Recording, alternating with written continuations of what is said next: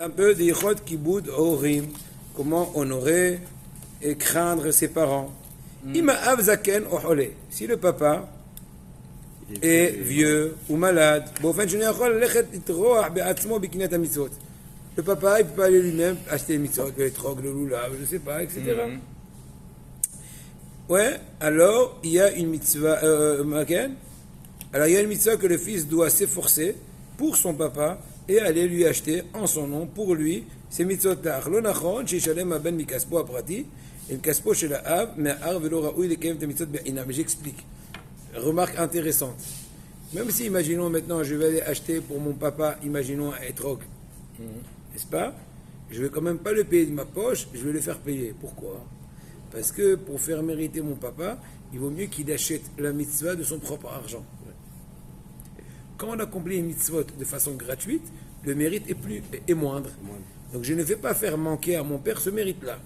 Encore, il n'a pas pu lui-même s'efforcer d'accomplir la mitzvah de l'achat. Là, parce qu'il est obligé que son fils l'achète, mais par rapport à payer, il faut laisser le droit à papa, ou plutôt le mérite à papa de payer.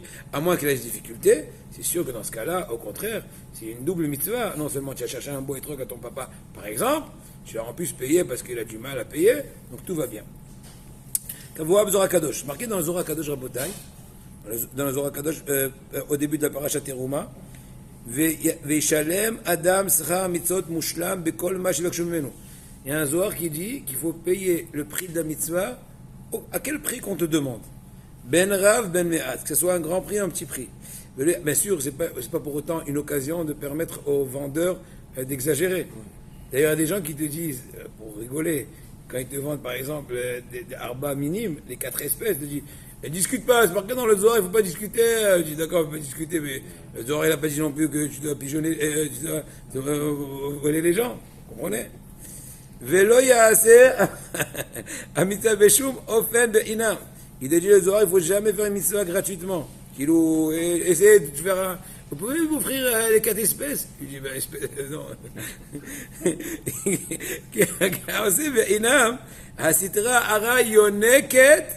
Vous entendez? Truc incroyable. Le Zohar dit qu'une personne qui accomplit une mitzvah gratuitement, eh ben, il ouvre la porte aux forces du mal de prendre des forces de sa mitzvah. Ça ne vaut pas le coup, Rabotai. Ça vaut pas pour quelques shkalim. On va pas se rentrer dans ce danger-là. Et il dit plus que ça, la Tum'a Azve Shalom, l'impureté peut s'emparer de lui. Par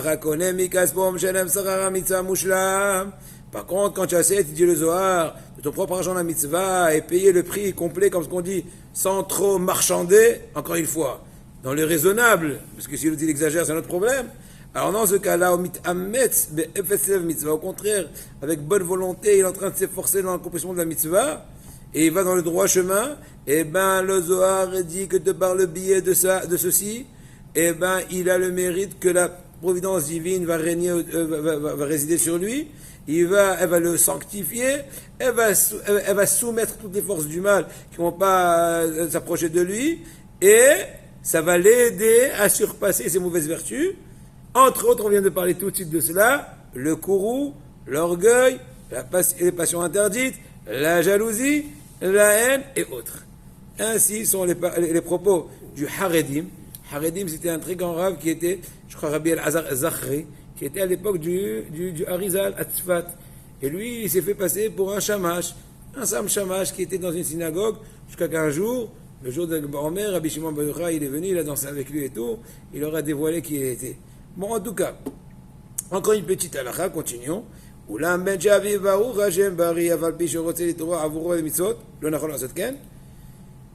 Alors encore une fois, quand le papa par contre il est Baruch Hashem en bonne santé, qu'on soit tous en bonne santé, amen. Il ne faut pas que le fils va dribbler, même avec une bonne intention, son papa. Il dit papa, je t'ai acheté les 4 espèces, paye-moi, ça fait 300 euros. Je dis attends, calme-toi.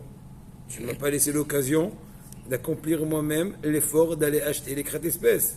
Donc, merci. Donc, dans ce cas-là, au contraire, à la rigueur, il faut demander la permission ou plutôt encourager son papa dans le sens que lui-même, il va profiter de l'importance de s'efforcer.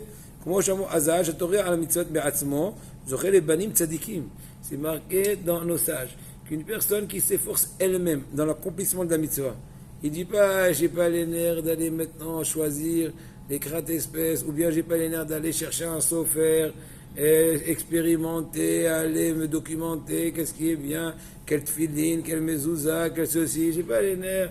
Achetez ce que vous voulez. Moi j'adore les gens qui disent comme ça. Achetez, je vous paye. Attends, mais on peut acheter des carottes. Achète tfiline. C'est quoi les tfiline? Tfiline, c'est en train de c'est voué à faire résider sur toi la sainteté. Tu fais ça à la vite. Quand tu achètes une maison, tu dis achetez, je vous paye. Oui, combien, où, quel étage, combien de balcons, truc, oui. Mais là, c'est la vie spirituelle. Tu fais ça plus ou moins. Ah, donc il te dit dans ce cas-là, une personne qui s'efforce à elle-même accomplir les mitzvot, il aura le mérite d'avoir des enfants pieux et tzadikim, des justes et tzadikim, et érudits en Torah, longévité de la vie, une bonne parnassa, et il aura une très grande rajout et degré aussi bien dans son âme et dans son corps et bonne santé, et il va être épargné de tous lui et toute sa famille, de tout malheur et de tout mauvais décret. Maintenant, si son papa quand même lui dit achète-moi, bon, j'achète. Parce qu'en fin de compte, c'est ce qu'il boudorim. C'est dommage que son papa il a manqué tous ses vertus extraordinaires, toutes ses promesses incroyables. Maintenant, il y a aussi une autre cas de figure. Le papa il ne connaît pas très bien la route. C'est quoi Hadas Choté, c'est quoi le lulav, quelle longueur, quel truc, s'il est un peu cassé, s'il est un peu ouvert, c'est un peu ceci. Dans ce cas-là, il te dit, venez, moi je vais aller là-bas, je vais faire la mimouna, je vais retourner. Il dit, c'est comme ça, moi je vais aller à ta place, t'en fais pas papa, j'ai bien étudié, je vais choisir le mieux, je te prie de bien vouloir payer pour te laisser le mérite d'avoir acheté toi. Finito. Avubno vovovovo, sheba ou ya'ad diknot arba'at aminim, v'mocher metzia b'fneim shne etrogim tovim. Regardez maintenant, Rabotai, comment la conception de la Torah. Papa et son fils, n'est-ce pas? Yaakov et Reuven, par exemple. Ils sont partis dans le souk des 4 espèces. N'est-ce pas? Dans le souk, on dit? Au marché. Au marché des 4 espèces. Et voilà que le vendeur, il leur a dit de vous sortir 2 diamants.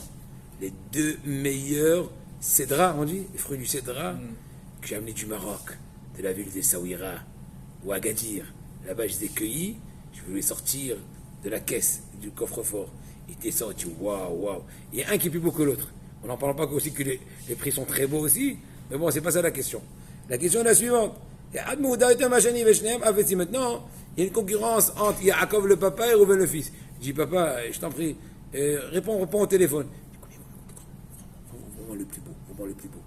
Et papa, il lui reste un seul. Est-ce que tu as le droit de dribbler ton père, entre guillemets?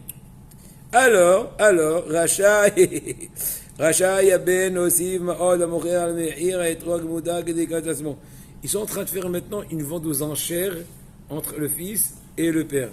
Il leur dit le vendeur, 18 euros. 18 euros. Allô? Personne ne rajoute? 18 euros. Khaled, c'est quoi ça? Bon, j'achète. On vend pas.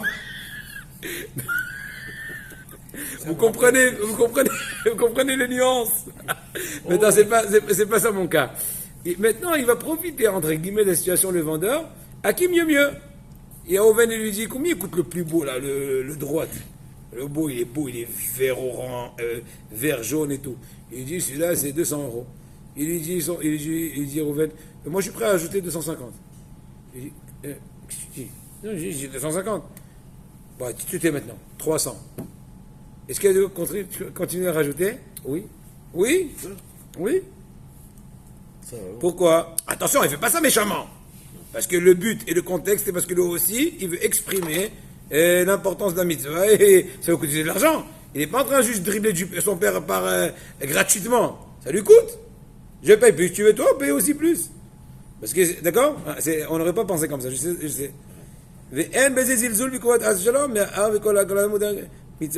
Pourquoi? Parce que tu n'es pas en train de bafouer l'honneur de ton papa. Au contraire, tu es en train d'exprimer l'importance d'un mitzvah. Encore une fois, si ton papa est vexatif, on dit, se vexe facilement, c'est d'autres choses. Tu peux lui expliquer, s'il ne comprend pas, on n'a rien gagné. Mais s'il peut quand même comprendre, après qu'il a compris, il n'y a aucune chutzpah, aucune effronterie dans cela, aucune interdiction. Av Shekana, un beauté d'Alachot qu'on n'aurait jamais pensé. Regardez combien de détails incroyables dans notre Torah. Av Shekana Aliyah Mesuyemet et Sefer Torah. Un papa, comment j'ai décidé d'étudier ça? Je suis passé à côté de ma bibliothèque, tac, j'ai vu celui-là, je dis, ça y est, on va commencer à étudier ça. Il y a chemin. C'est pas au pif, c'est comme il y a chemin. Ab, Shekana, Aliyam, se met de Sefer Torah. Ben, parlons maintenant de la synagogue. Le papa a acheté une montée à la Torah, à temps et temps. Rachaya ben iknot aliyah shishi, o shirat hayam asad dibrot que tu faisais, avshen aliyot mechubadot yoter. Je reprends. Le papa, il a acheté une certaine montée. N'est-ce pas? Et le fils, il faut aussi acheter une montée. Seulement, dans la même lecture de la Torah, ce Shabbat-là, le fils veut acheter une montée qui, au niveau importance, on va dire comme ça, elle est plus importante que celle de son papa. Lui, il va acheter les 10 commandements. Il a la montée des 10 commandements, n'est-ce pas? Ou il va acheter Shiratayam, là on va dire Azasher Moshe. Et son papa, il a acheté, imaginons, Révi, ou je ne me rappelle plus exactement des montées.